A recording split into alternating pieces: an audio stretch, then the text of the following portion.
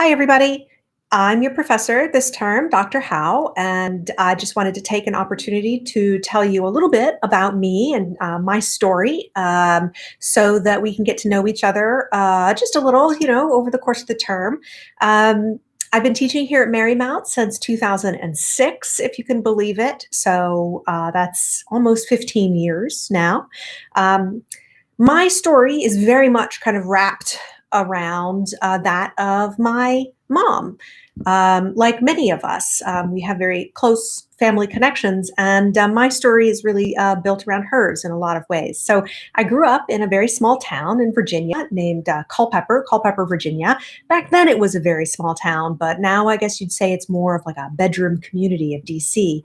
And I really hated it there. I couldn't wait to get out. I wanted to go to the big city. For most of my life, since kindergarten, my mom raised me and my brother on her own. So we were latchkey kids, if you know what that means. She managed a stop in gas station for a while, but she also worked as an accountant at Walmart part time.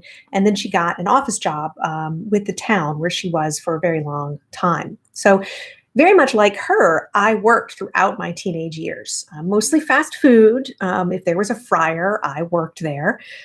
My best friend and I once tried to start an odd jobs business, and we sort of papered the town with Xerox copies advertising our talents in the realm of babysitting, lawn mowing, grocery getting, all sorts of things. It did not go anywhere. It didn't go anywhere.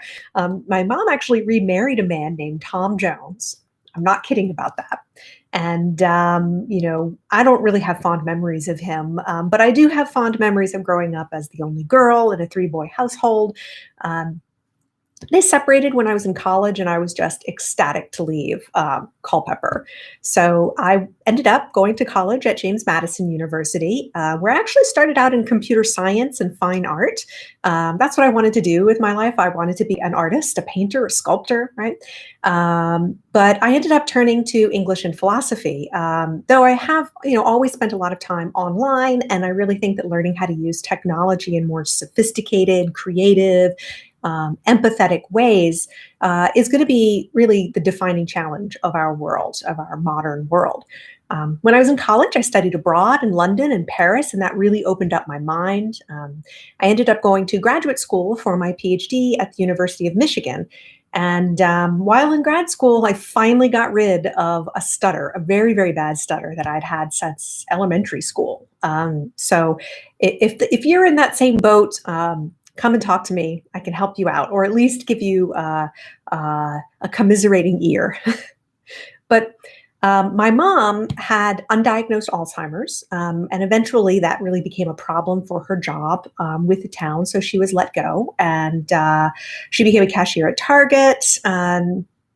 By then, she had actually reconnected with her high school sweetheart, a man named Sonny, who served 3 tours in Vietnam. And my mom actually also served in the Marines during Vietnam.